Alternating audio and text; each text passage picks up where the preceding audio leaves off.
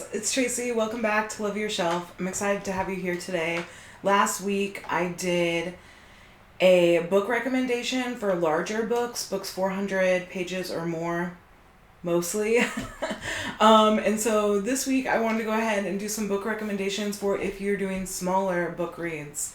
A lot of times, sometimes that can be kind of back and forth. You might want a smaller, faster book to get over a long book that you made it through, or maybe not, but just in case you want some short books too, I decided to get that going. So I have a list or a pile of books that I do have, but I wanted to also talk about some books I don't have first. So the first one is Recitative, I think it's Recitative, by Toni Morrison, which is like an under 50 page short story that she wrote, where it talks about two women. One of them is black and one of them is white, but you don't know which one. And I have revisited this a few times, but I think the point is that, you can't tell, and that means a lot because people hold so much to black and white, but we're just people, and that's all that should matter. And it's an incredible little short story. The second one that I have, and so this is a little unconventional for me, but when I had Audible, I read or listened to The Man on the Mountaintop by Susan Trott, and it is an incredible little story. It's like 4 hours long. So normally, that's under 200 pages. And it's about a monk on a mountaintop that everybody goes to visit to gain clarity. And all of these people are waiting in line to see this monk. And it's about the lessons that he has for people and the lessons that you learn along the way of your journey. And I fell in love with it. And thankfully I bought it on Audible. So I end up having the ability. I haven't yet. I'm not really a rereader, but I've been thinking about it, and I'm probably going to re-listen to that sometime in the next year. So I'm excited to do that. The next one is a play called An Ideal Husband by Oscar Wilde.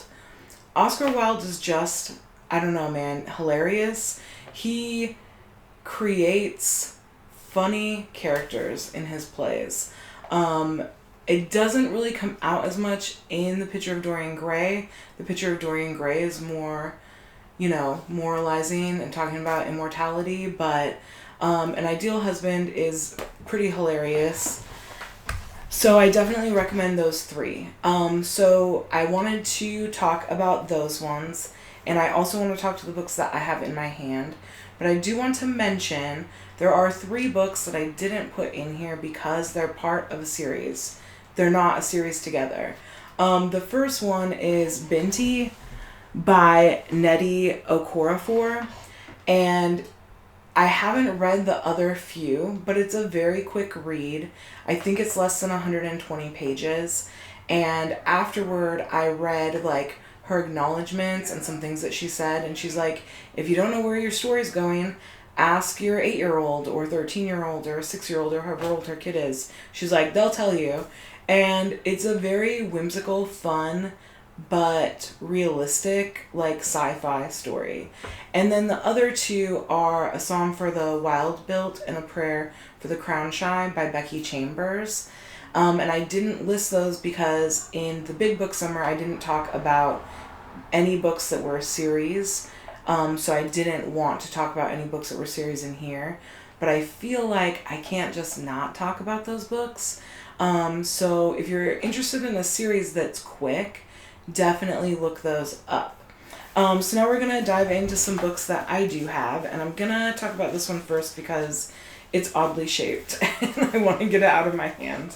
But it's still amazing. And that is The Little Prince.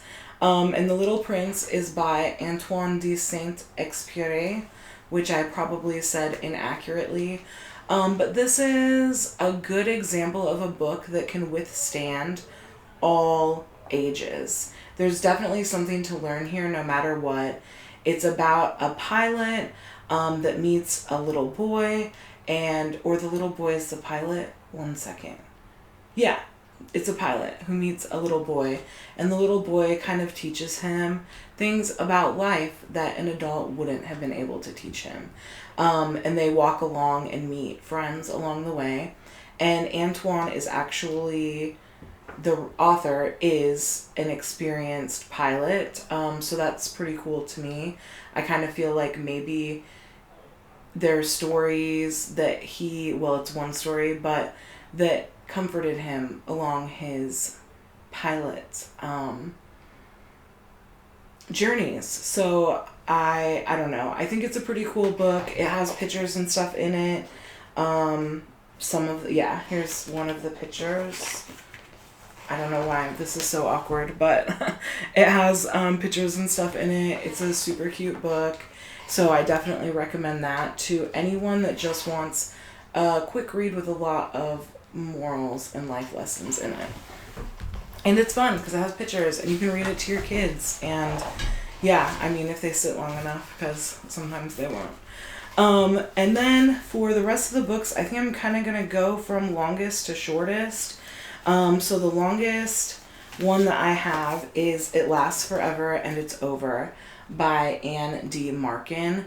And this book is about a zombie who's overcome with grief of losing the person that they loved before she herself became a zombie, but also her zombie world. And she finds a crow that she takes an interest in and puts it in her chest. She has someone sew it in there, and there's a lot of different things that go along with it. It's like hauntingly beautifully written. So I recommend that for someone that wants something really different, but short and a little dark. The next book I have is Anthem by Ayn Rand. It looks like it's a bigger book, but this specific book has the book and then it has her edited version. So it's actually only like 107-ish pages, and it kind of has, I'm just going to read this. So he lived in the dark ages of the future. In a loveless world, he dared to love the woman of his choice. In an age that had lost all trace of science and civilization, he had the courage to seek and find knowledge. But these were not the crimes for which he would be hunted. He was marked for death because he had committed the unpardonable sin. He stood forth from the mindless human herd. He was a man alone. So it's about a man that, I think there's robots. I haven't read this in a while, but I devoured this book, I remember. And as soon as I was done, I was like, I had to put it down and like think for a long time because it's heavy. Like there's a lot packed into these 100-some pages. It's kind of a long I Am Legends-ish, but before I Am Legend, and I think if I Am Legend is a book that was written before this, I'm sorry, but before I Am Legend the movie anyway. And I recommend this to anyone who just wants like a psychological look into ego and pride and loneliness.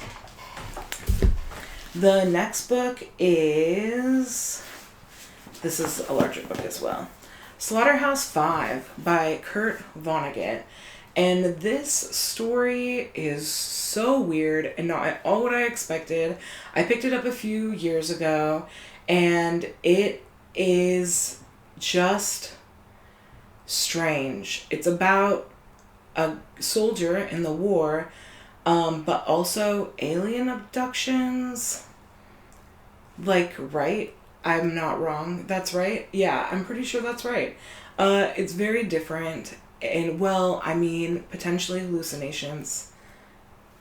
Believing you're alien abducted. I didn't read a lot into it. I didn't read it in an English literature setting. I just read it on my own. And I remember, like, every page almost, I'm like, what? How is this what's happening? So it's definitely very interesting. Go ahead and give it a go if you have a weekend, for sure. The next book is going to be, oh, I love this book so much. And Every Morning, The Way Home Gets Longer and Longer by Frederick Bachman. I've heard it both ways. So he just is gut-wrenching. He writes straight to my soul.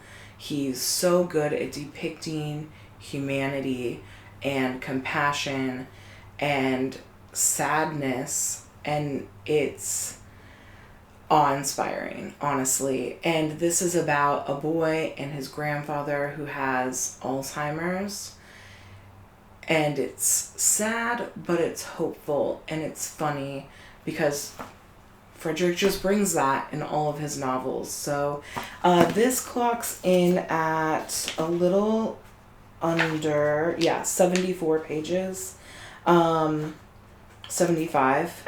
So it's definitely small. I think it's like 2 or 3 hours on Audible, so you can get through it really quickly, and it's worth it. Like, reread it a million times. It's an amazing novella. So I have 4 books left. The next one I'm going to talk about is Between the World and Me by Ta-Nehisi Coates. This is also gut-wrenching. I don't know why these short stories are so gut-wrenching. But, so I guess, if you want stories that make you feel, read any of these books. But this is a letter to his son about how hard it is to grow up in the world while you're Black, because the world only sees you how they want to see you and not for who you are, and how devastating that is. And it definitely made me cry. And also, while we're at it, it is Juneteenth today. This video won't come out, but happy Juneteenth to everyone. And also, if you want to be inspired and want to see kind of a little bit what Juneteenth is about, pick up this book, because it is educational and devastating, but so good. Okay, so we're not gonna switch. Just kidding. I thought we were gonna switch. I'll save the funny book for the last. We'll do that, because the rest of these have been crazy. So, A Room of One's Own by Virginia Woolf is a short novel. Like, it is really tiny, for real. It's 125 pages. However, if you've ever read Virginia Woolf, she accounts for every single word, and a sentence that could be 4 words, she can easily, eloquently elongate to 30. So, even though this is a short book, her writing style, while it is enjoyable, it's not something you can breeze through. It's not the same as some of these other books I've mentioned that are like, 200 pages, but you can read it in a few hours. This is like, it's 125 pages, but if you slow down and read every single word, because each word is to be accounted for from Virginia Woolf, then it takes time. However, it is about women and femininity and the feminist movement, and the fact that as women we didn't have the ability to make our own money or store it in a bank or work for ourselves for so long, and the joy that having their own room where they can do what they want in without being punished or judged. And for her, Virginia Woolf, is to write and make money, how important that is to women in general, or anyone, but also, especially in this case, women. And I love it. I love this book. It's written so pristinely, so I definitely recommend it. Okay, we have 2 books left. So the next book I'm going to read, talking about feminist movement, is Galatia. I'm going to say Galatia. Galatia? No. If you know the right way to say it, please tell me. I should have looked it up before this video, and I didn't. But I say Galatia. That's probably wrong. But it's by Madeline Miller, who wrote Song of Achilles and Circe as well. And this little tiny book is an enchanted... It's like less than 60 pages. There's an afterword that is on page 56. So this tiny little book packs a punch. It is an enchanting story that boldly reimagines the myth of Galatia and Pygmalion. Probably said that wrong too. But she is a person who was a marble sculptor, and then she was given the ability to become a woman, but she could go back into being a sculptor, a sculpture. And it is interesting. It's like Sweet Revenge in a quick little 50-page book. So I recommend this as well. And then also, I didn't say this, but also this is just a cute little book in general. And it fits anywhere, so you could take it and just read it whenever you're bored. So the last book that's on here, I'm pretty shocked that I put it up, but I'm also not shocked at all. So a few years ago, I wanted to start reading more poetry, so I went to a bookstore with my sister, who picked up this book, God, I Feel Modern Tonight, by Catherine Cohen. I don't know who Catherine Cohen is. I did briefly look her up when I was done with this, and she is supposedly a celebrity, but I have not heard of her, which is fine. I have now, and I've read her book, and it's hilarious. And she just has short little poems that are very risque, but still good. So, for instance, here's just one poem, because they're pretty short in this tiny little book.